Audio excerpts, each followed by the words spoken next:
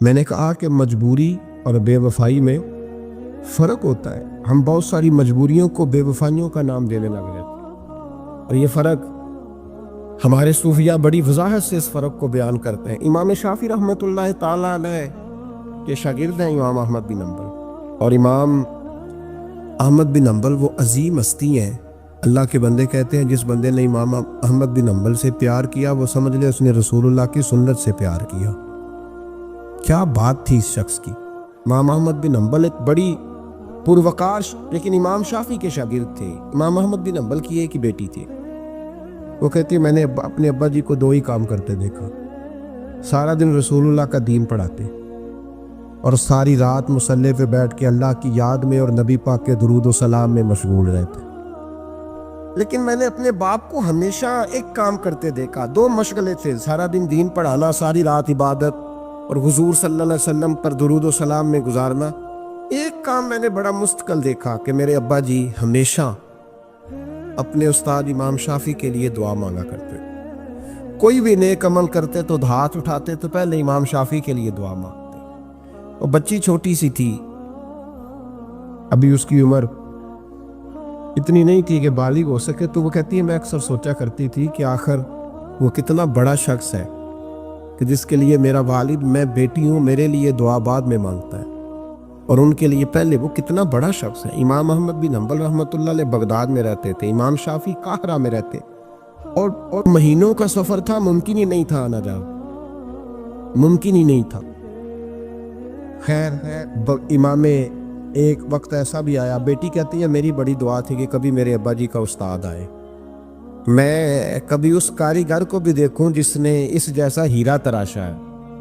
دل کرتا تھا میں اس معمار کو بھی دیکھوں جتنی اتنے خوبصورت نقش و نگار والی عمارت بنائی ہے، میں اسے تو دیکھوں، دل بڑا کرتا تھا، میں دعا مانگتی تھی۔ خیر ایک دن امام شافعی کا خط آ گیا، کہنے لگے احمد بن حنبل مجھے پتہ چلا ہے بغداد میں ایک محدث رہتے ہیں جو بڑے بوڑھے ہیں اور ان کے پاس نبی پاک کی ایک حدیث ہے، تو میں چاہتا ہوں کہ میں جلدی جلدی بغداد آؤں اور آ کے ان سے وہ حدیث حاصل کروں، وہ سنوں۔ روایت حدیث بہت بڑا مرتبہ ہوتا۔ خط آ گیا تو امام احمد بن حنبل تو گویا بات ہی اور طرح کی ہو گئی نا، وہ تو مسئلہ ہی اور طرح کا ہو گیا نا۔ میں کو جیتے میرا دل بر سونا تے میں کیوں کر اس نو بھاواں، ویڑے میرے وڑدا نہ ہی کئی لاکھ وسیلے پاواں۔ آج جب پتہ چلا نا تو حال بدل گیا، وہ تو وجد کرنے لگے امام احمد، بیٹی سے کہنے لگے بیٹی تیاری کر لیں، ہر چیز نہیں ہونی چاہیے، میں تیرے ساتھ لگتا ہوں، صفائیاں مل کے کریں، آج غالائیاں بکھریں، جب وہ آئے گا تو پھر دیکھے گی دنیا کہ کس طرح کسی نے کسی کی عقیدت کی ہے۔ امام کو خط ملا، ادھر سے امام احمد بن حنبل رحمۃ اللہ تعالیٰ علیہ تیاری کرنے لگے اور امام شافعی چلنے لگے۔ جب چلے تو مہینوں کا سفر طے کر کے پہنچے۔ بچی کہتی ہے میرے دل کے اندر بہت بڑا زاویہ تھا، بہت بڑا، وہ بہت بڑے ہوں گے، کیا بات ہو۔ جب وہ تشریف لائے تو کہتی ہے میرے ابا جی جو تھے امام احمد بن حنبل رحمۃ اللہ علیہ وہ ایک چپاتی پوری نہیں کھایا کرتے تھے، آدھی روٹی ایک وقت میں ہوتی تھی اور زیادہ تر روزہ ہوتا تھا۔ فرماتی ہیں جب ان کے استاد آئے نا تو میں نے 8 روٹیاں پکا کے رکھی احتیاطاً، لیکن استاد صاحب ساری کھا گئے۔ میرا خیال تھا کہ وہ اگر آدھی کھاتے ہیں تو وہ آدھی سے آدھی کھاتے ہوگی، وہ ساری روٹی کھا گئے۔ فرماتے ہیں حد ہو گئی، میرے دل میں خیال تھا کہ میرے ابا جی ساری رات بیدار رہتے ہیں تو ان کے استاد مغرب سے ہی مصلی پہ بیٹھ جائیں گے، ان سے بھی زیادہ پرہیزگار ہوگا۔ لیکن میں نے عجیب منظر دیکھا کہ حضرت امام شافعی تشریف لائے، 8 روٹیاں کھائیں، عشاء کی نماز پڑھی اور لیٹ گئے۔ میرے ابا جی ساری رات نفل پڑھتے رہے، وہ ساری رات آرام کرتے رہے۔ میں نے تہجد کا پانی رکھ دیا تھا کہ سویرے اٹھیں گے امام شافعی تہجد میں تو وضو کریں گے، کہتے پانی بھی اسی طرح پڑا رہا، وہ کمبل میں رہے۔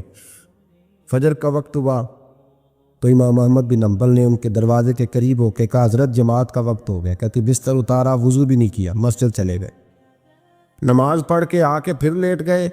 میرے ابا جی شراق چاش تک پھر مصلی پہ بیٹھے رہے۔ کہتی ہے میں بڑی بدگمان ہوں۔ پھر میں نے 1 منٹ کے لیے اپنے آپ کو سمجھایا کہ تھکے ہوئے تھے اس لیے آج عبادت نہیں کی، کل کریں گے۔ لیکن اگلا دن آیا تو انہوں نے پھر اسی طرح کھایا، ساری رات پھر اسی طرح رہے۔ فرماتی ہیں بس وہ آہستہ آہستہ 3-4 دنوں میں میرے ذہن میں جو زاویہ تھا وہ سارا زمیں بوس ہو۔ میں نے کہا نہیں، میرے ابا جی نے جس دور میں دیکھا تھا اس دور میں شاید حالات اور ہوں، آج تو اور ہے۔ فرماتی ہے 4-5 دن کے بعد وہ رخصت ہونے لگے، پردے کے پیچھے میں سن رہی تھی، میرے والد کہنے لگے حضور وقت کیسا گزرا؟ کہنے لگے یار تجھے کیا بتاؤں، 2-3 مہینے رستے میں آیا ہوں تو بچ بچ کے جان بچانے کے لیے 2-4 لقمے کھاتا رہا ہوں۔ پتہ نہیں لوگوں کا رزق کس طرح کا تھا، پتہ نہیں جانور بھی صحیح ذبح ہوئے تھے کہ نہیں ہوئے تھے۔ جب تیرے دسترخوان پہ آیا ہوں تو میں نے تجھے سینچا ہے، سوارا ہے، مجھے پتہ ہے تو ایک لقمہ بھی حرام نہیں رکھ سکتا، اور میں نے تیرے لنگر سے نور نکلتے دیکھا ہے، اور یہ وہ والا کھانا ہے جو اندر جا کے بوجھ نہیں بنتا، نور بنتا ہے۔ اس لیے میں تیرے رزق کو نور سمجھ کے کھاتا رہا ہوں، زندگی بھر کبھی 2 اکٹھی نہیں کھائی، پر یہاں 8-8 روٹیاں کھاتا رہا ہوں، یہاں اپنے گھر میں یا تیرے گھر میں، ورنہ رستے میں تو میں بڑا پریشان تھا۔ اور فرمانے لگے تجھے پتہ ہے کہ میں ساری رات کیا کرتا رہتا تھا؟ کہ حضور نہیں۔ فرمانے لگے جو تو عشاء کی نماز میں تلاوت کرتا تھا نا صورتوں کی، میں ساری رات بستر میں لیٹ کے ان کی تفسیر کرتا رہتا تھا، اور میں نے ایک آیت کی 100 تفسیریں کی ہیں رات بھر جاگ کے، 100۔ تو نے دیکھا میں بغیر وضو چلا جاتا تھا سویرے؟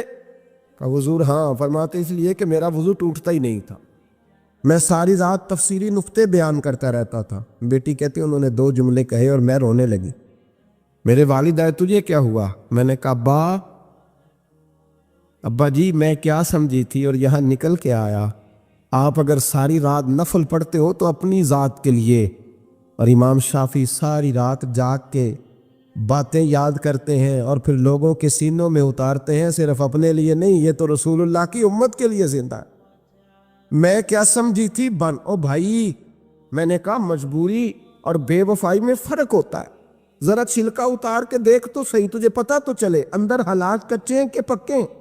ایک بزرگ تھے شاہ بقی الدین ابن مخلد، وہ کہتے ہیں مجھے پتہ چلا کہ اس دور میں نبی کریم علیہ السلام کی حدیث جو سب سے بہترین پڑھاتے ہیں وہ امام احمد بن حنبل ہیں، ان کو حضور کی حدیث سے جو خاص شغف ہے وہ کسی اور کو نہیں۔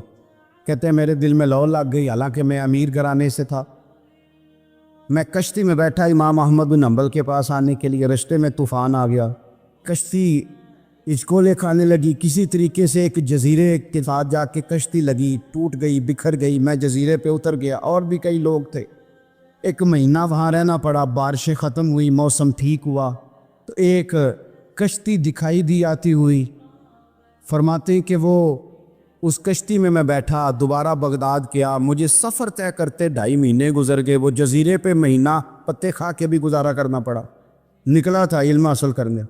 جب بغداد شریف پہنچا، لوگوں سے پوچھا امام احمد بن حنبل کا مدرسہ کہاں؟ انہوں نے کہا وہ مدرسہ تو بند ہو گیا، وقت کا بادشاہ مخالف ہو گیا، مسجد مدرسہ سیل کر دیا۔ امام صاحب کہاں ہیں؟ کہا گھر کے اندر قید ہیں، ان کے گھر کو سب جیل بنا دیا، چاروں جانب پولیس کھڑی ہے، اور ویسے بھی بغداد میں کرفیو ہے، ہر چوک چوراہے میں پولیس والے کھڑے ہیں۔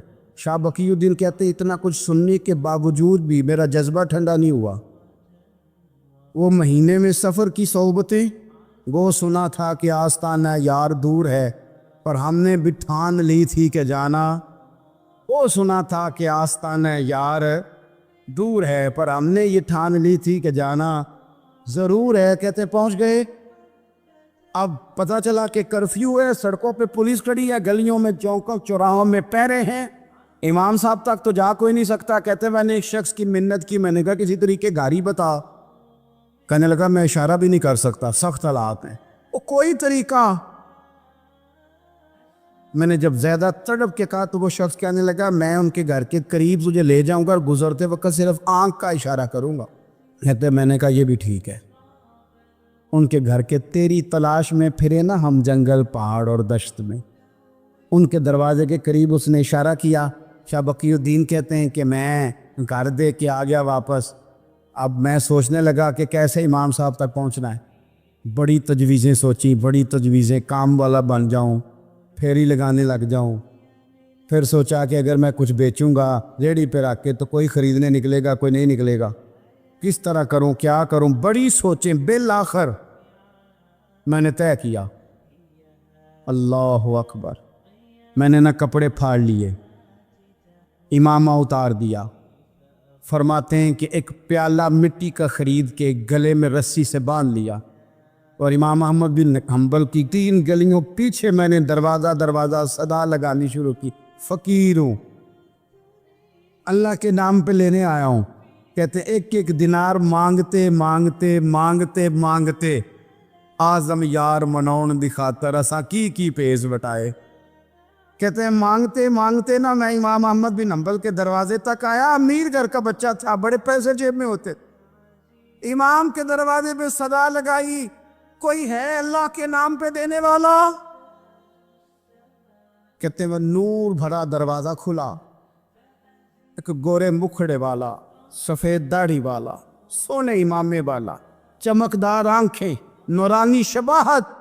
کہتے امام احمد بن حنبل باہر آئے اور جیسے ایک دینار میرے پیالے میں ڈالنے لگے تو میں نے ہاتھ چوم کے کہا سونیا تیرے قربان جاؤں، میں دینار لینے نہیں آیا، محمد عربی کی حدیثیں سننے آیا.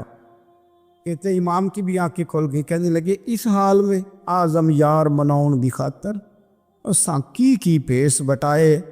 کہ حضور کیا کرتا، یہی ایک طریقہ رہ گیا تھا، میں تو کہاں سے چلا ہوں، کہاں پہنچا ہوں، کیا کروں؟ امام صاحب فرمانے لگے پھر میں بھی بڑے دنوں سے پریشان تھا، کوئی سیکھنے والا نہیں مل رہا، تو مل گیا. کہنے لگا حضور میں روز آ جاؤں فقیر بن کے، آپ جتنا چاہیں 2 4 5 منٹ میں مجھے حدیثیں سنا دیں، میں اگلے دن یاد کر آیا کروں. کہتے 2 سال لگ گئے. شاگرد کہاں ملیں گے ایسے، کہاں مرید ملیں گے، گزر گیا دور. کہتے ہیں کہ میں نا ہر روز فقیر بن کے جاتا، 3 گلیاں پیچھے مانگنا شروع کرتا، کوئی شک نہ کرے. 2 سال دروازے پہ جاتا، آگے پیالہ کرتا، امام ایک دینار ڈالتے اور مصطفیٰ کی حدیثیں سناتے. کہتے ہیں حالات بدل گئے. 2 سال کے بعد حکومت بدل گئی، امام کا مدرسہ بحال ہو گیا، رش ہو گیا. بادشاہ بڑا عقیدت مند تھا، جو نیا آیا اس نے بڑا کر کے ادارہ بنا کے دیا. جس دن میں گیا تو رش لگا ہوا تھا. کہتے حالات بدلے تو ہم نے بھی کپڑے بدلے، ہم نے بھی دوبارہ سے دستار باندھی. اور کہتے ہیں بڑے لوگ بیٹھے ہوئے تھے، میں جب داخل ہوا نا تو امام اٹھ کے کھڑے ہوئے. آپ فرمانے لگے پتر ادھر آ، تو آگے آ کے بیٹھ. لوگ دین سیکھنے آتے ہیں، تو فقیر بن کے مانگنے آیا تھا، اور میں بھی باقیوں کو پڑھایا کرتا تھا، تجھے میں دیا کرتا تھا. اور اب باقی پڑھا کریں گے، تجھے دیا جائے گا، اور تجھے سینے سے نکال کے دیا کروں گا. زمانے بدل گئے، حالات بدل گئے، وہ شخص چلا گیا، کون حکمران تھا کون نہیں تھا، لیکن استاد شاگرد کے ادب کی داستان قیامت تک باقی رہے. یہ قیامت جب طبیعتوں میں احترام ہوتا ہے، جب ادب ہوتا ہے. آپ کو پتہ ہے نبی پاک صلی اللہ علیہ وسلم کو یہ ادب کتنا پیارا ہے. نبی پاک علیہ السلام اس احترام کے جذبے کو کتنا پسند کرتے ہیں. اللہ کے پیارے رسول صلی اللہ تعالیٰ علیہ وسلم اس جذبہ احترام سے کتنے راضی ہوتے ہیں. حضور کس قدر زیادہ چاہتے ہیں کہ میری امت ادب والی بنے. نبی پاک علیہ السلام ادب والے لوگوں کے بارے میں اتنے راضی ہیں، اتنے خوش ہیں. حضور اتنا نوازتے ہیں. میں نے یہ حدیث پڑھی تو یوں لگا کہ جیسے روح وجد کرنے لگی ہے. بہقی میں امام بہقی نے لکھی ہے، اللہ کے پیارے رسول علیہ السلام فرماتے ہیں جو چھوٹے پر شفقت کرے اور بڑے کا احترام کرے، اللہ اسے جنت میں میری سنگت عطا فرمائے گا. یہ میرے قرب کا ذریعہ ہے، یہ چیز میرا قرب ملے گا. شرط یہ ہے کہ ادب والے بن کے آؤ، احترام والے بن کے آؤ. کبھی بھی سوء ادب نہ کریں، کبھی کسی مقام پر بے ادبی نہ کریں. آپ اپنا ذائقہ کبھی تبدیل نہ کریں. امام احمد بن حنبل لکھتے ہیں کہ وضو کر رہے تھے، ایک شخص کہتا ہے میں نے ساری زندگی گناہوں میں گزار دی تھی. تو امام صاحب نا وضو کر رہے تھے جھیل پر بیٹھ کے. تو جھیل اس طرح ہوتی ہے، پہاڑ ہیں، اوپر کو پانی نیچے آ رہا ہے.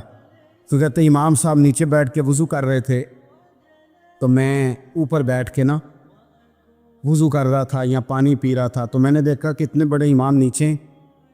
کہتے میں نا میرے دل میں خیال ہے یار میں ساری زندگی غلط کاموں میں گزاری ہے، پر جو بھی ہے یہ رسول اللہ کے دین کے عالم.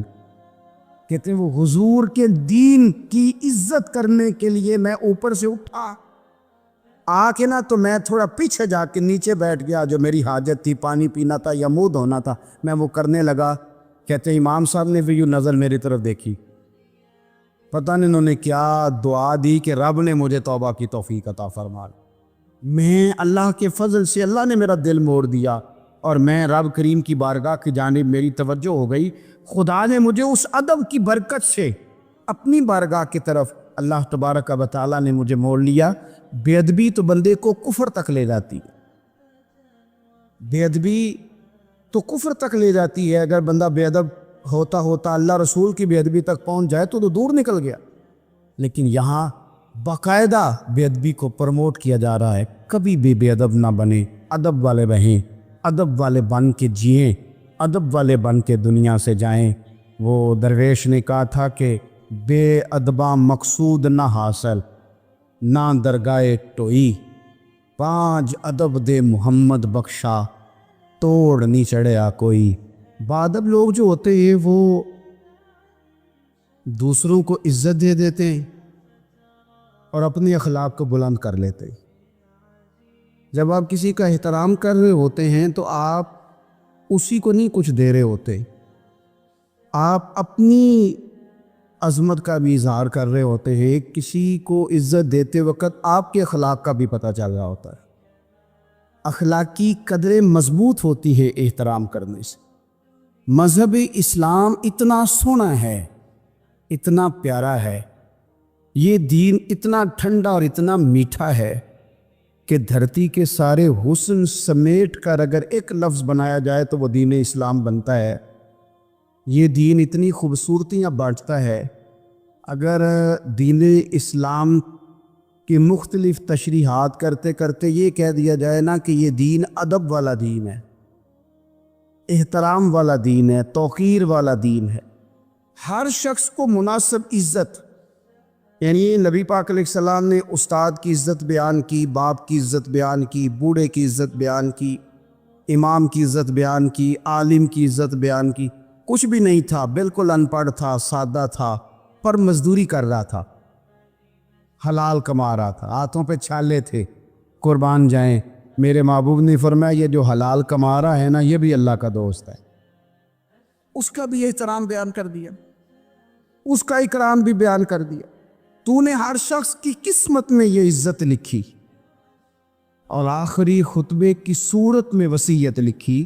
نبی کریم صلی اللہ علیہ وسلم نے لوگوں کو احترام دیا، اللہ کے محبوب علیہ السلام۔ آپ دیکھیے حضور نے اس عورت کی بھی فضیلت بیان کی جس کے گھر کے اندر اولاد پیدا ہوتی ہے، اور اس کی بھی فضیلت بیان کی کہ جس گھر کے اندر اولاد پیدا ہوتی ہے پر جلدی چلی جاتی ہے، انتقال ہو جاتا ہے کسی بچے کا خدا نخواستہ، اس کی بھی فضیلت بیان کی۔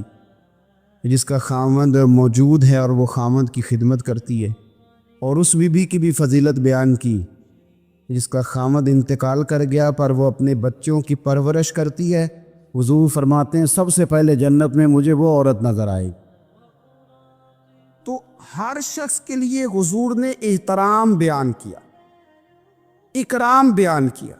ہم نے چونکہ بدگمانیاں پیدا کرنی شروع کر لیے تو معاشرے کے اندر بسنے والے لوگوں کے بارے میں ہمارے دلوں میں مختلف وسوسے آ جاتے ہیں، مختلف وسوسے۔ کسی بھی شعبے کے کسی بھی آدمی کے بارے میں کوئی 2 4 5 باتیں اپنے ذہن میں اکٹھی کر کے یا کانوں میں کسی نے وہ بات ڈال دی تو ہم ذہن بنا لیتے ہیں کہ یہ گاڑیاں چلانے والے تو بندے ٹھیک ہی نہیں ہوتے، یہ جناب پولیس کے محکمے کے لوگ تو درست ہوتے ہی نہیں، فلانے محکمے کے لوگ تو ہوتے ہی خراب ہیں، ذہن بن جاتا ہے۔ پھر آہستہ آہستہ ادب انسان کے دل سے رخصت ہوتا ہے۔ ہمیں دین نے ادب سکھایا، احترام سکھایا۔ میرے رسول کریم علیہ الصلاۃ والسلام کی وہ ذات بابرکات ہے، ہمیشہ یہ ہوتا تھا کہ چھوٹے بڑوں کا ادب سکھاتے تھے، پر یہ واحد دربار مصطفیٰ ہے کہ جس کے آداب خود رب کریم نے بیان فرمائے۔ فرمایا یا ایھا الذین آمنوا لا ترفعوا اصواتکم فوق صوت النبی۔ آپ کبھی آیت کے انداز پر غور کرے، کہا اے ایمان والو تمہاری آوازیں میرے نبی کریم علیہ السلام کی آواز سے اونچی نہیں ہونی چاہیے. بندے کی آواز کا کوئی والیوم ہوتا ہے کہ اب 3 پہ آواز ہے. ٹیپ ریکارڈر کا تو والیوم ہوتا ہے نا کہ 1 پہ ہے، 2 پہ ہے، 6 پہ ہے. تو آواز کا والیوم ہوتا ہے کہ یہ کتنے پہ ہے. آواز تولی جا سکتی ہے کہ میری آواز کا وزن اس وقت 1.5 پاؤ ہے، آدھا کلو ہے، 5 چٹانک ہے، کوئی ہوتا ہے وزن؟ لیکن ہمیں بتایا گیا کہ بالکل وزن نہیں ہوتا، تولی نہیں جا سکتی، ماپی نہیں جا سکتی، پرکھی نہیں جا سکتی. لیکن جب تم نے دروازہ رسول پہ آنا ہے تو پھر آواز کو بھی تول کے آنا ہے، پھر لفظوں کو پرکھ کے آنا ہے، پھر جملے مرتب کر کے آنا، پھر ترتیب لگا کے آنا ہے، پھر تم نے وہاں سوچ سمجھ کے بات کرنا. ایک روایت میری نظر سے گزری اور کیا ہی انداز ہے، امام زرقانی نے لکھی. ایک صحابی ہیں حضرت ابو قرصافہ رضی اللہ تعالیٰ عنہ.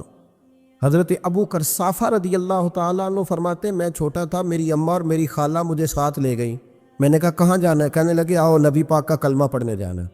پڑھیے درود شریف صلی اللہ ہو، سارے پڑھیے، پھر پڑھیے ایک دفعہ صلی اللہ تعالیٰ علیہ. حضور کا ذکر ہو تو فوراً درود پڑھنا چاہیے. نبی کریم علیہ السلام کی بارگاہ میں نا میری خالہ اور میری اماں دونوں مجھے ساتھ لے گئیں کلمہ پڑھنے. کہتے ہیں جب ہم حضور کی بارگاہ میں پہنچے، کلمہ پڑھا، واپس آئے تو میری اماں اور میری خالہ آپس میں بات کرنے لگیں. میری خالہ کہنے لگی تو نے دیکھا ہے ان کا بولنا کتنا مزیدار تھا. میری خالہ کہنے لگی تو نے تو وہ دیکھا لیکن وہ جو غلام آیا تھا اس کے ساتھ ان کا رویہ کتنا پیارا تھا. تو نے دیکھا جب وہ کھانا کھا رہے تھے تو پہلا خیال انہوں نے ہمارا کیا. بار بار وہ ان کا ذکر کرتی، کہتے آپس میں حضور کی شانیں بیان کرتی، میری اماں بھی میری خالہ بھی. بالآخر بات لمبی ہو گئی تو میری اماں بولی، کہنے لگی بس کر، ہم کتنی عظمتیں بیان کریں گے، مجھے تو 3 باتیں سمجھ میں آئی ہیں. کتنی؟ 3 باتیں مجھے سمجھ میں آئی ہیں. کہا وہ کیا؟ تو کہنے لگی ما رأینا مثل ھذا الرجل احسن وجھا ولا القى ثوبا ولا البنا کلاما. کہنے لگی مجھے تو 3 باتیں سمجھ میں آئی ہیں کہ نہ اتنا خوبصورت چہرے والا کوئی شخص دیکھا ہے، اور نہ اتنے صاف کپڑوں والا کو دیکھا ہے، اور نہ ہی اتنی میٹھی بولی بولنے والا کوئی دیکھا ہے. تینوں باتوں کی کمال ہے. ظاہری حسن بھی کمال، کپڑوں کی صفائی بھی کمال، اور رسول پاک کا بولنا بھی کمال، لب و لہجے میں مٹھاس بھی خوبصورتی والی. یہ اصل حسن ہے کہ ظاہراً بھی انسان بڑا منزہ ہو، باطناً بھی بڑا صاف ستھرا ہو. میرے رسول پاک علیہ الصلاۃ والسلام کا طریقہ مبارکہ پتہ کیا تھا؟ حضور صلی اللہ تعالیٰ علیہ وآلہ وسلم جب مسجد میں نماز پڑھ لیتے تو حضرت جعفہ رضی اللہ تعالیٰ عنہ فرماتے، بخاری کی حدیث ہے، فرماتے میں مدینہ شریف میں آیا تو حضور نماز پڑھ لیتے تو صحابہ نبی پاک کے پاس آتے اور حضور کا دست مبارک پکڑ کے پہلے چومتے پھر چہروں پہ ملتے، پہلے چومتے پھر چہروں پر. نبی پاک کے صحابہ حضور کے قدم بھی چوما کرتے، قدموں میں جھکا کرتے تھے. یہ تو بھائی اس وقت پتہ چلتا ہے جب کسی سے پیار ہو جاتا ہے. جب کسی بندے سے، میں اکثر مثال دیا کرتا ہوں اکثر کہ کسی کا بچہ پیشاب کرے تو کہہ آتی ہے، الٹی آتی ہے، لیکن اپنا بچہ بالوں میں بھی کر دیتا ہے، پھر کوئی کہہ نہیں آتی چونکہ اپنا ہے نا، پیار ہو گیا ہے نا. اب وہ کیفیت جب کسی سے محبت ہو جاتی ہے نا تو کچھ چیزیں صرف سمجھنے کی نہیں، کچھ چیزیں ایسی ہوتی ہیں جو محسوس کرنے والی ہوتی. اس نے کہا تھا عشق ایک ڈھونگ ہے، میں نے کہا تجھے عشق ہو خدا کرے، پھر کوئی تجھے اس سے جدا کرے، تو اسے تسبیحوں پہ پڑھا کرے، تو اسی کا نام جپا کرے، تو گلی گلی پھرا کرے، پھر میں کہوں کہ عشق ایک ڈھونگ ہے اور تو نہیں کہا کرے. پھر میں کہوں کہ عشق ایک ڈھونگ ہے اور تو، اس نے کہا تھا عشق ایک ڈھونگ ہے تو میں نے کہا تجھے عشق ہو خدا کرے. بھائی یاد رکھو جب انسان کو محبت ہوتی ہے تو پھر اس کے انداز بدل جاتے ہیں، اس کے طور طریقے تبدیل ہو جاتے ہیں. وہ میں اکثر ایک بات کہا کرتا ہوں، میں کہتا ہوں بچہ باہر سے برگر کھا کے آ جاتا ہے رات کو، اماں کہتی بیٹے روٹی کھا لو، کہنا تو سب وہ بھی پکائی میں نہیں کھانی، حالانکہ برگر کھا آیا ہے، دور سے کھا آیا ہے. تو اماں اس کو کہتی ہے پھر میں سویاں نہ بنا دوں تھوڑی سی اپنے بیٹے کو، فٹافٹ چاول نہ تجھے ابال دوں، ساتھ میں باریک دال بنا دیتی. کہتا نہیں میری مرضی کا پکاتے نہیں، میں نے نہیں کھانا. ایسے اب ابا جو ہے نا، ابا وہ اماں کو سمجھا رہا، کہتا چھڈ پر آپ بھوک لگے گی تھی آپ ہی کھا لے گا، تو نہ ایڈی ٹینشن لے ایویں پہ تینوں ستاندا ہے. اماں کیا کہتی ہے؟ کہتی نہیں مجھے نیند نہیں آ رہی، کھائے گا تو سکون آئے گا. اب اس کو آپ لاکھوں دلیلیں دیں کہ سیانا بیان ہے, بچہ نہیں ہے, 22 سال کا ہے, 24 سال کا, چھوڑ تو کیا کر رہی ہے. لیکن اماں کو کوئی سمجھا سکتا؟ کیوں نہیں سمجھا سکتا کہ اسے اپنے بیٹے سے پیار بڑھا. وہ کیا کرے, وہ مجبور ہے. اس کے دل کی کیفیت اس طرح کی ہے کہ کوئی دنیا کی طاقت اسے سمجھا سکتی, سوال ہی نہیں پیدا ہوتا کوئی اسے سمجھا سکے. یہ ممکن کیسے ہو, کیسے سکتا ہے؟ یہ محبت ہے. میرے رسول پاک علیہ السلام کے صحابی حضرت جعفہ فرماتے, میں حضور کی بارگاہ میں آیا تو صحابہ کیا کرتے, نبی پاک کا دست مبارک پکڑتے, پہلے چومتے پھر چہرے پہ ملتے. بخاری ہے. فرماتے میں نے کہا یہ کیا کر رہے ہیں؟ پھر اچانک میرا بھی دل کیا ذرا کر کے تو دیکھو. کچھ چیزیں چکھنے پہ پتہ لگتا ہے کتنی مزیدار ہے. کہتے میں بھی قریب گیا, حضور کے دست مبارک میں نے ہاتھ ڈالا. فرماتے ہاتھ پکڑا ہی تھا کہ نبی پاک کا ہاتھ برف سے بھی زیادہ ٹھنڈا. فرماتے پھر میں نے پکڑ کے چہرے پہ ملا تو کستوری سے زیادہ خوشبو آ رہی تھی دست مبارک. فرماتے اب میرا چھوڑنے کو دل ہی نہیں کر رہا تھا, اب میری طبیعت نہیں مان رہی تھی. میرے نبی کریم علیہ السلام اللہ کی دلیل ہیں, ہر پاکیزگی, ہر حسن, ہر کیف اللہ نے اپنے رسول کو عطا فرمایا. دنیا کی جتنی غلاظتیں تھیں جب کوئی حضور کے قریب جاتا تھا تو ساری غلاظتیں دور ہو جاتی. کما ارسلنا فیکم رسولا منکم یتلو علیکم آیاتنا ویزکیکم. اللہ فرماتے ہیں میرے محبوب تم پر میری آیتیں پڑھیں گے اور تمہیں پاک فرما دے گا, تمہاری ساری ناپاکیاں نبی پاک دور کر دے, ہر غلاظت تم سے دور ہٹ جائے. ایک صحابی ہے حضرت شیبہ بن عثمان رضی اللہ تعالی عنہ, وہ کہتے ہیں میرے والد کو اور میرے چچا کو مسلمانوں نے احد میں قتل کر دیا تھا. میرے دل میں بڑا غصہ تھا, بڑا جلال تھا کہ کبھی مجھے موقع ملے تو میں بدلہ لوں گا. کہتے فتح مکہ کے بعد نبی پاک علیہ السلام حوازن کی جنگ کے لیے نکلے. مجھے پتہ چلا حضور جا رہے ہیں تو میرے اندر شعلے بھڑک رہے تھے انتقام کے. روز میں منصوبہ بندی کرتا, پلاننگ کرتا کہ کسی طریقے سے میں ان تک پہنچوں گا اور بدلہ لوں گا.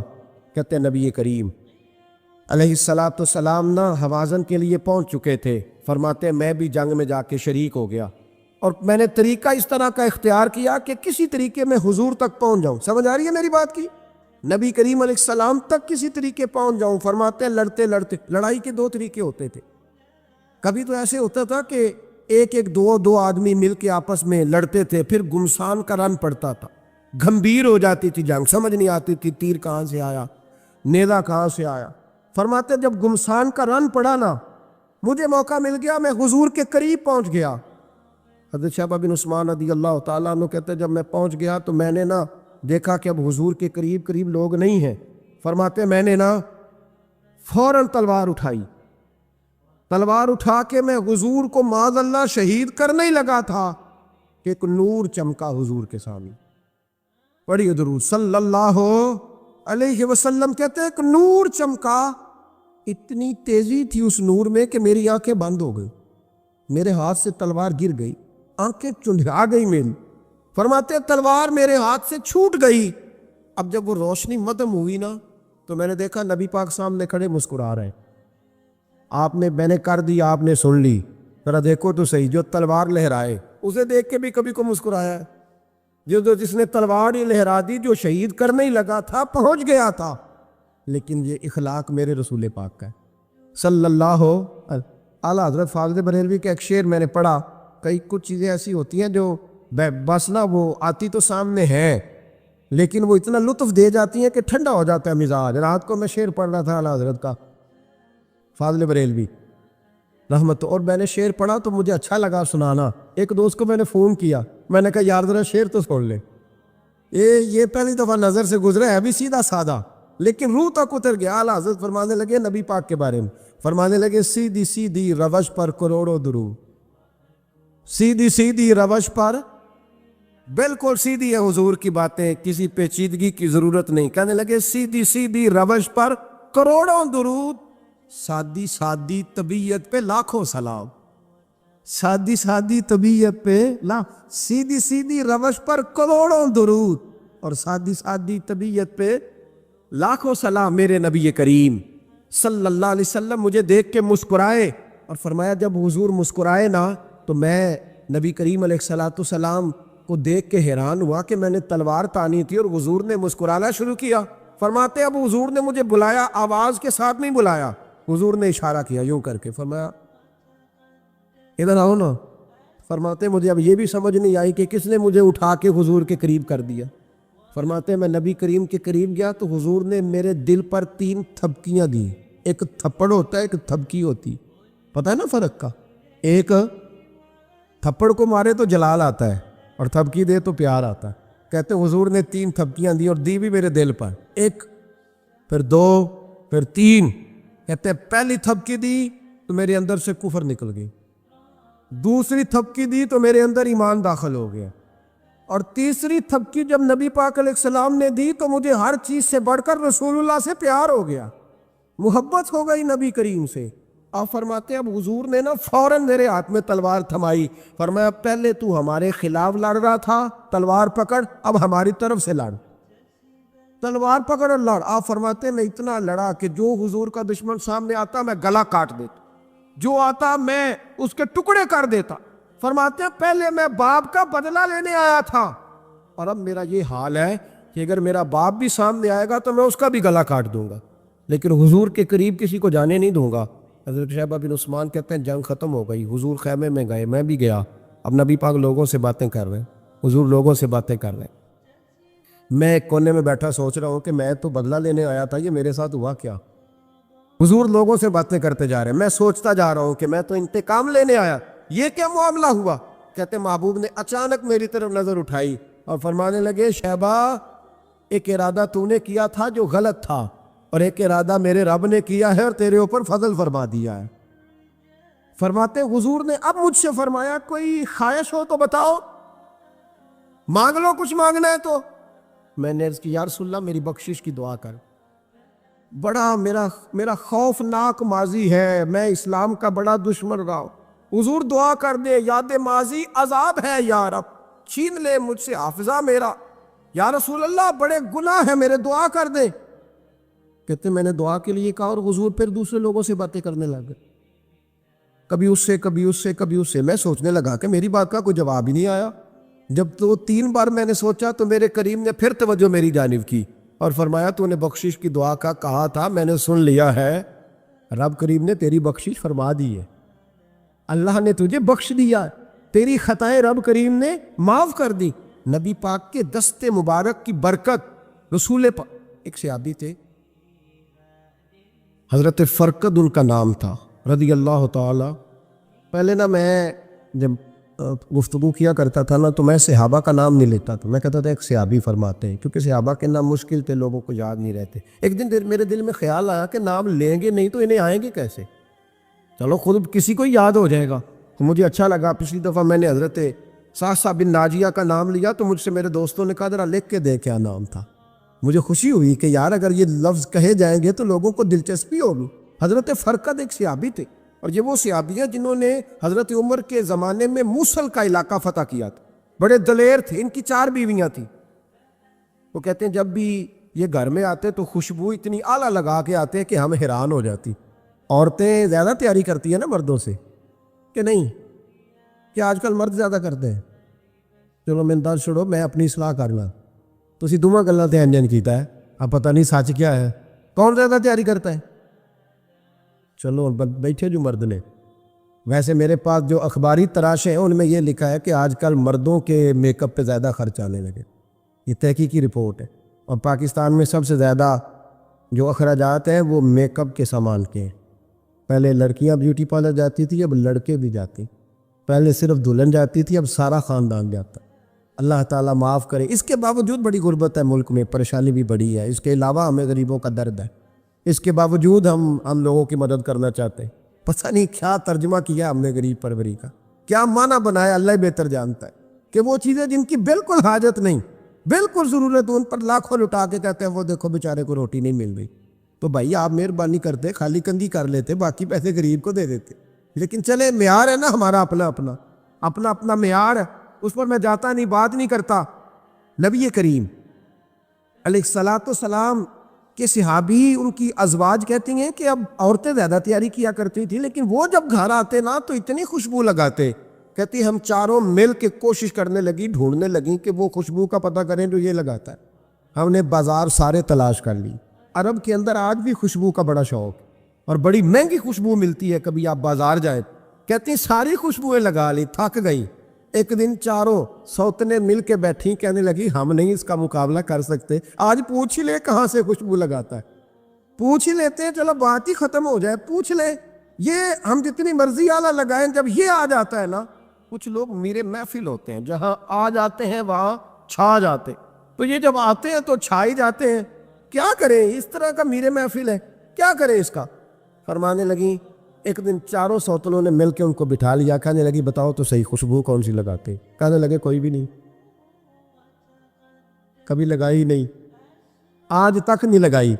تو کہتی ہیں بیویاں کہنے لگی صحابہ تو غلط بیانی نہیں کرتے، پر آپ کیا بات کر رہے ہیں، یہ کیسے ہو سکتا ہے کہ آپ آتے ہیں تو ہم حیران ہو جاتی ہیں؟ فرمانے لگے جس دن کی تم لگی ہوئی ہو نا میری خوشبو کا مقابلہ کر دے، مجھے پہلے دن کا ہی پتہ ہے۔ تو میں نے کہا چلو زور لگا ہی لیں، دیکھ ہی لیتے ہیں کہاں تک بات جاتی ہے تمہارے پاس جتنا زور لگا لو۔ بہرحال میں اللہ کی قسم اٹھا کے کہتا ہوں کبھی نہیں لگائی۔ تو بیویاں کہنے لگی پھر بتا تو صحیح، تو ایک دلیر آدمی ہے، اور جو دلیر لوگ ہوتے ہیں وہ خوشبوؤں کے اور کپڑوں کے اور ان چیزوں میں زیادہ وقت نہیں لگاتے، ان کے تو مشن اور طرح کے ہوتے۔ آپ تو مجاہد قسم کے آدمی ہیں، پر ہر وقت خوشبو آتی ہے۔ تو حضرت فرقد رو پڑے، کہنے لگی بیمار ہو گیا تھا، لاچار ہو گیا، حکیموں طبیبوں نے انکار کر دیا، وجود پر میرے آبلے نکل آئے، پھنسیاں بن گئی، ان میں پیپ بھر گئی، بیٹھ نہیں سکتا تھا، اٹھ نہیں سکتا۔ جب تھک گیا نا تو دروازہ رسول پہ چلا گیا، جب تھک گیا طبیبوں کا تھکایا ستایا حضور کی بارگاہ میں، کہا محبوبہ دیکھے تو صحیح میرا کیا حال ہے۔ حضور ذرا دیکھ کے، چل نہیں سکتا، سو نہیں سکتا، بیٹھ نہیں سکتا، تیرے علاوہ غم کسے بتاؤ؟ کہتے ہیں حضور نے فرمایا 70 ڈھانپ لے، باقی سارے کپڑے اتار۔ 70 ڈھانپ لے، کہتے ہیں ٹخنوں سے لے کر ناف تک میں نے 70 ڈھانپ لی، باقی سارے کپڑے اتارے۔ حضور کیا کریں گے؟ فرماتے ہیں نبی پاک نے دست مبارک اٹھایا، برف سے ٹھنڈا، کستوری سے زیادہ مہکنے والا، فرماتے ہیں پورے وجود پر میرے حضور نے دست مبارک ایک دفعہ لگا دیا، اب جدھر جدھر سے گزرتا ہوں ساری دنیا خوشبو سے بھر جاتی۔ یہ نبی پاک کا دیا ہوا نور ہے، یہ حضور کی عطا کردہ شفا ہے، یہ رسول پاک کے حسن کی خیرات ہے۔ ایک شاعر نے ایک فقرہ کا کمال کر دی، کہنے لگا ظلمت کو ان کے نور نے کافور کر دیا، جس پر پڑی نظر اسے بھی نور کر دیا۔ رسول پاک علیہ السلام کے دست خیر میں وہ برکات تھی۔ حضور حسن کی 2 قسمیں ہوتی ہیں، ایک حسن ہوتا ہے ملمہ سازی والا، بیوٹی پارلر والا، ایک حسن ہوتا ہے باطن کا۔ بچے پتہ کیوں خوبصورت ہوتے ہیں؟ اس پر علماء مناطقہ نے بحث کی ہے، محدثین نے لکھا ہے۔ بچہ گدھے کا بھی ہو تو پیارا لگتا ہے، چھوٹا بچہ اگر اس کا رنگ بہت گورا نہ بھی ہونا، صرف چھوٹا ہو، وہ پیارا لگتا ہے، اس میں ایک جاذبیت ہوتی ہے۔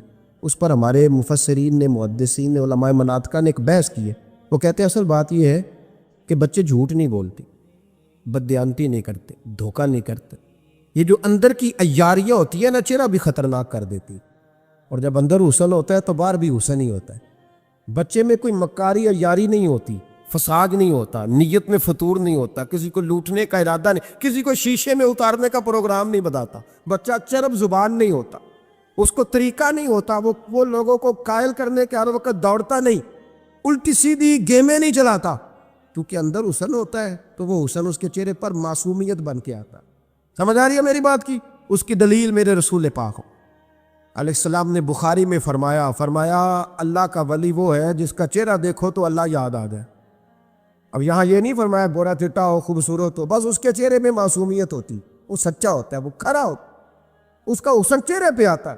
میرے رسول کریم علیہ السلام کا جو حسن تھا نا، وہ اندر کی صداقت کی روشنی تھی، وہ اندر کے کیف کا نور تھا جو حضور کے چہرے پر عیاں ہوتا تھا۔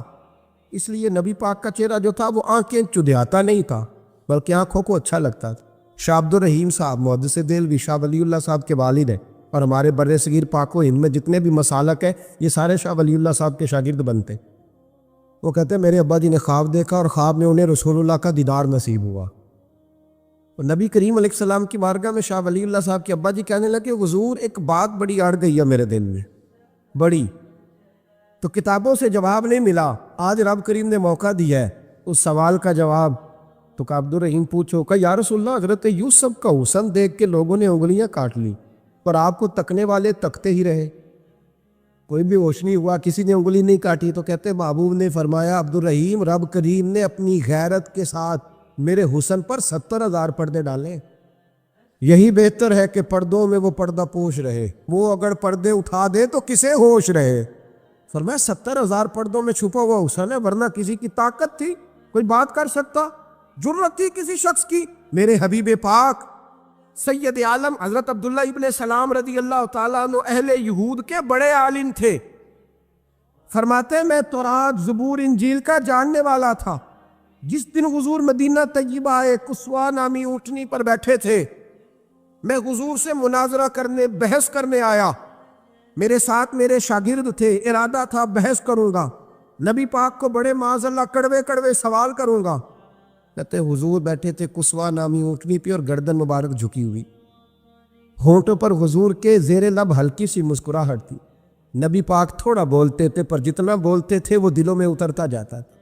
فرماتے میں جب گیا نا, میرے شاگرد ساتھ تھے, مناظرہ کرنے گیا, مناظرہ شاگرد ساتھ تھے. فرماتے میں بڑے سوالات تیار کر کے گیا پر حضور گھوڑے پہ بیٹھے تھے. 2 باتیں میں نے سنی. حضور نے فرمایا رشتہ داروں سے اچھا سلوک کرو, اپنے غلاموں کا خیال کرو. کہتے وہ شاگرد مجھے دھکے دینے لگے, کہنے لگے چلو استاد جی آگے ہو, کرو سوال, چلو نا آگے بڑھو نا آگے. یہ کئی دفعہ نعرے لگانے والے بھی مروا دیتے ہیں نا, چلو نا چلو آگے چلو, بڑھو آگے, کرو بات, آؤ نا. کہتے میں ذرا آگے بڑھا, دھکا دیا انہوں نے. فرماتے میں آگے بڑھا اور میں نے قریب محبوب کے قریب جا کے کہا حضور مجھے کلمہ پڑھا دے, میں مسلمان ہونے آیا ہوں. یعنی عام آدمی تو قائل ہو جاتا ہے عالم اور تورات زبور انجیل کا جاننے والا, حضور کلمہ پڑھائیں. کہتے میں واپس آیا نا کلمہ پڑھ کے تو شاگرد کہنے لگے استاد جی آپ تو مناظرہ کرنے آئے تھے, یہ کیا ہوا؟ تو یہ لفظ ہے حضرت عبداللہ ابن سلام کے. فرمانے لگے تم نے نبی پاک کا چہرہ نہیں دیکھا, ان کی آنکھوں کی روشنی نہیں دیکھی, تم نے چہرے کی معصومیت نہیں دیکھی, لب و لہجے کا وقار نہیں دیکھا. کتنے دنوں کے تھکے ماندے آج وہ مدینے پہنچے پر ان کے لب و لہجے میں کوئی اکتاہٹ, کوئی تھکاوٹ, کوئی لفظوں میں جھول تم نے دیکھا ہے؟ فرمانے لگے جس کا اس طرح کا چہرہ ہوتا ہے وہ جھوٹا نہیں سچا ہوا کرتا ہے. میرے نبی پاک علیہ الصلوۃ والسلام کے غلام حضرت طارق بن عبداللہ رضی اللہ تعالیٰ عنہ فرماتے ہیں کلمہ پڑھنے سے پہلے ایک دفعہ ہمارا سارا قبیلہ تجارت کے لیے نکلا تھا, اور اس وقت منظر یہ ہوتا تھا کہ ہم اپنی عورتوں کو بھی ساتھ لے جاتے تھے. 6 مہینے سفر کرنا ہوتا تھا, اونٹ گھوڑے ہم بیچا کرتے تھے, عورتیں بھی ساتھ رہتی, کھاتے بھی پکاتے بھی. کہتے ایک سفر سے ہم واپس آ رہے تھے تو مدینے کے باہر صحرا میں ہم نے پڑاؤ کیا, اکیلے رسول پاک صلی اللہ پھر ایک دفعہ پڑھیے گا, ایک دفعہ پھر کہیے گا صلی اللہ تعالی علیہ وسلم. کہتے ہیں نبی پاک تنے تنہا اکیلے. حضور نہ سیر کرتے کرتے کرتے کرتے ہمارے قافلے کے پاس سے گزرے, خیمے لگے تھے, پڑاؤ کیا, محبوب تشریف لے آئے. کہتے ہیں حضور سید عالم صلی اللہ تعالی وسلم تشریف لائے. کوئی قبیلے میں سے قافلے میں سے حضور کو جانتا نہیں تھا. ایک سرخ رنگ کا اونٹ تھا ہمارے سردار کا جو بکنے سے رہ گیا تھا, بڑا خوبصورت. کہتے ہیں نبی پاک کو پسند آ گیا. حضور پوچھنے لگے تم کون ہو؟ کہا جی مسافر ہے. کہاں سے آئے ہو؟ فلاں جگہ سے آئے ہیں. کس لیے آئے ہو؟ ہم تجارت کی غرض سے نکلے. اونٹ بیچو گے؟ بیچنا ہے. کتنے کا سودا طے ہوا؟ اس نے کہا اتنے لینے, حضور نے کہا اتنے دینے. اب بات طے ہو گئی. کہتے ہیں لگام حضور نے پکڑی اور فرمانے لگے وہ سامنے میرا شہر ہے جس کا نام مدینہ, وہ میرا شہر ہے. میں ابھی مدینے جاتا ہوں, اپنے غلام کو بیچتا ہوں اور تمہیں آ کے نہ قیمت دے جاتا ہے. محبوب گھوڑے کی لگام تھا, اونٹ کی لگام تھا, میں نکیل تھا, میں اونٹ تھا سرخ رنگ کا. حضور لے کے جب نکلے نا تھوڑا سا چند قدم آگے گئے تو ان میں سے ایک شخص بولا, کہنے لگا سردار اب سیانے لوگ ہیں, سمجھدار ہے. اس شخص کا نام پوچھا آپ نے, قبیلہ پوچھا ہے, ایڈریس کا پتہ ہے, پتہ ہے کہاں رہتا ہے, اتنا قیمتی اونٹ دے دیا. اور سردار بھی کہنے لگا, سارے کہنے لگے یار ان کی باتوں میں اتنی لذت تھی, ان کے گفتار و رفتار اتنی باوقار تھی, مزیدار تھی کہ ہوش ہی کوئی نہیں رہا. بھئی ہم پرانے تاجر ہیں, کبھی اس طرح کا سودا کیا ہی نہیں جس طرح کا آج ہو گیا. اوہو واقعی کچھ نہیں یاد رہا, کوئی سمجھ نہیں آئی. وہ ابھی نظر آ رہے, ایک آدمی دوڑ کے جاؤ, دوڑ کے اور جا کر کے نا ان سے کہو, بڑی جائز بات ہے, وہ ناراض بھی نہیں ہوں گے. ان سے ایک شخص کہو کہ بھئی اونٹ دے جاؤ, پیسے لے آنا اور اپنا مال لے جانا, دوڑ کے جاؤ. ایک شخص دوڑنے لگا تو سردار کی بیوی خیمے کے اندر تھی، پردے کے پیچھے سے بولی، کہنے لگی خبردار کوئی پیچھے نہ جائے، اگر پیسے مل گئے تو ٹھیک ہے، نہ ملے تو میں دے دوں گی، کوئی پیچھے نہ، کوئی نہ جائے پیچھے۔ سردار کہنے لگا تو جانتی ہے؟ کہنے لگی نہیں۔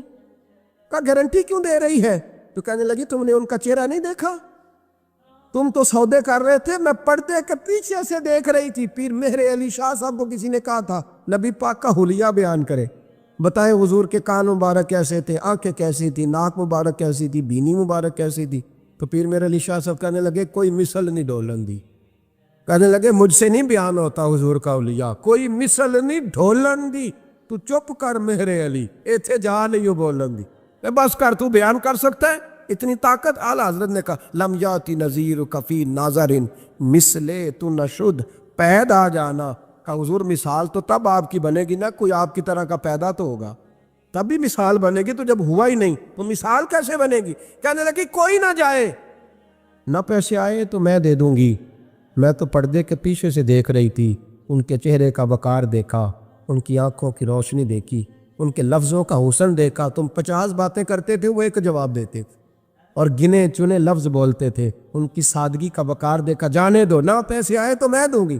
کہتے حضور گئے، تھوڑی دیر کے بعد ایک کالے رنگ کا حبشی غلام آیا، پیسے بھی پکڑے اور اپنی چادر میں نا کھجوریں باندھ کے تو پیچھے ڈالی ہوئی ہے، اور دیہاتی لوگ پیچھے نہیں ڈال لیتے، کھجوریں ڈال کے پیچھے۔